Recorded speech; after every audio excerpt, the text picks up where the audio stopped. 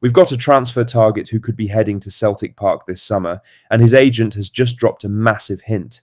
There's also a big question mark hanging over a promising young defender's future at the club, and a Celtic legend is about to be immortalised in stone. Stick around, it's a packed one today. But first, make sure you like this video and subscribe to the channel for more Celtic content.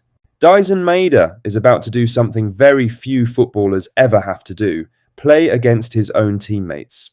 Japan are heading to Glasgow this weekend, and Hampden is the venue. Scotland provide the opposition on Saturday night, which means Maida could find himself lining up directly against the likes of Kieran Tierney and Anthony Ralston, two men he trains alongside every single week at Celtic. He's not pretending that isn't a strange situation. He said, "It will be a very happy experience for me to play in my home city, at Hampden, for my country.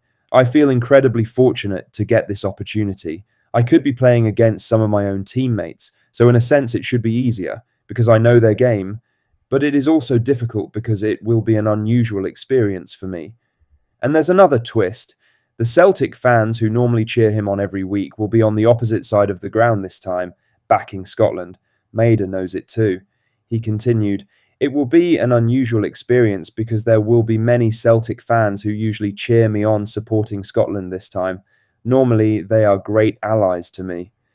Hampden is a ground that suits him well. He says it reminds him of Japan's national stadium, open, fast, perfect for his style of play, and he'll be motivated to perform with Japanese supporters making the trip to watch him. It's a brief change of colours before the real business resumes. Maida will be back at Hampden soon enough. Celtic face St Mirren in the Scottish Cup semi-final on the 19th of April. His numbers this season have dipped compared to his Player of the Year campaign, 8 goals in 45 appearances. In the run-in, Celtic are going to need more from him. Now for the main story, as Celtic have been handed a significant boost in their pursuit of a transfer target they've had their eye on for months. The player is Faris Gemis, a 23-year-old winger currently tearing it up for Frosinone in Serie B in Italy. He's scored 12 league goals this season as Frosinone sit third in the table, just 3 points off the top. Celtic were linked with him back in January, but the move didn't happen, and now his agent has explained exactly why and what comes next. His agent, Fabrizio Ferrari, told Tuttomercatoweb that Gemis had no intention of leaving mid-season. The player wanted to see out the campaign with Frosinone and help them push for promotion back to Serie A. Ferrari said, "The market rumours about him in January. He really wanted to finish the season with a promotion. This was the boy's intention, with Frosinone then potentially monetising the operation in the summer." That last sentence is the key line for Celtic fans. Frosinone are open to selling him in the summer if the right offer comes in. Gemis is not a project player. At 23, he's already producing in a competitive league under real pressure to deliver. He's got pace, goals, and he plays in wide areas, exactly the profile Celtic will be looking for when the rebuild begins. If Frosinone win promotion, the price goes up. If they fall short, the door opens quicker. Either way, the agent has effectively put him on the market. Celtic have been given the green light. Now it's about whether they have the ambition and the planning to act on it. In other news, Celtic are considering sending Colby Donovan out on loan next season to keep his development on track. The 19-year-old has had a solid breakthrough campaign, 26 appearances across all competitions, 4 assists from right back, and a first call-up to the Scotland under-21 setup. Internally, he's highly rated, and the club see his long-term future at Celtic Park. But the question is whether another season on the fringes would actually help him. The problem is simple. Alistair Johnston is first choice at right back when fit, and he's expected back after this international break. Anthony Ralston offers solid cover, and Julian Araujo has added further competition during his loan spell. That's a very crowded position for a 19-year-old who needs to be playing week in, week out. Journalist Pete O'Rourke reports that Celtic are considering a temporary move, with the priority being consistent first-team minutes. With a new manager arriving in the summer and a clean slate across the squad, Donovan will get his chance to impress. But if the pathway looks blocked, a loan is the sensible call. He's shown enough to handle senior football. The next step is doing it every week. In other news, Iheanacho started up front for Celtic at Tannadice on Sunday, his first start in 3 months. And while McAvenny was glad to see him back involved, what he witnessed only highlighted the problem.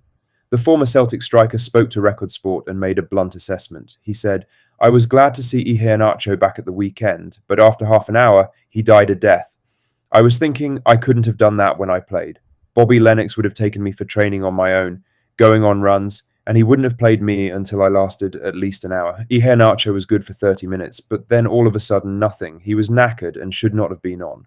But McAvenny wasn't writing him off entirely. He added, "I hope he's getting battered during this international break. Someone is running him around Strathclyde Park or doing something he's not done before to get the lungs open.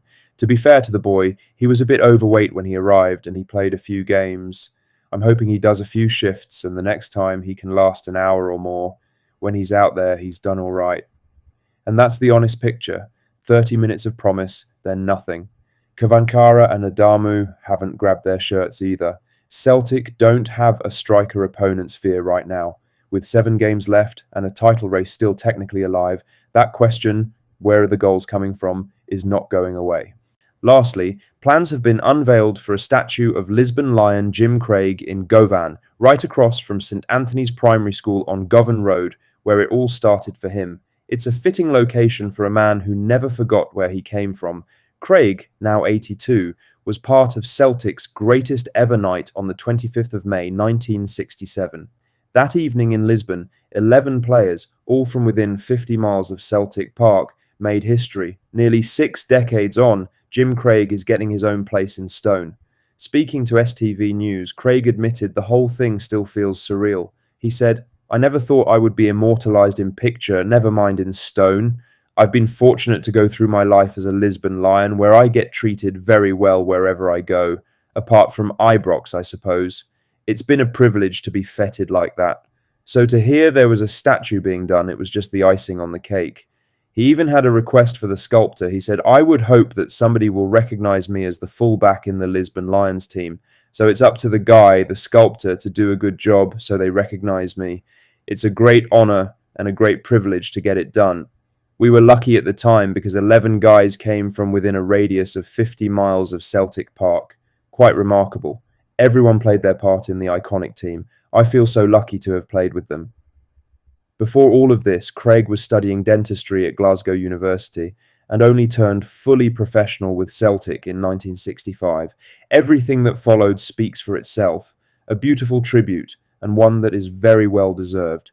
That's all the latest Celtic news for today. Make sure to hit that like button, subscribe if you haven't already, and drop a comment below with your thoughts. I'll see you in the next one. Hail, hail.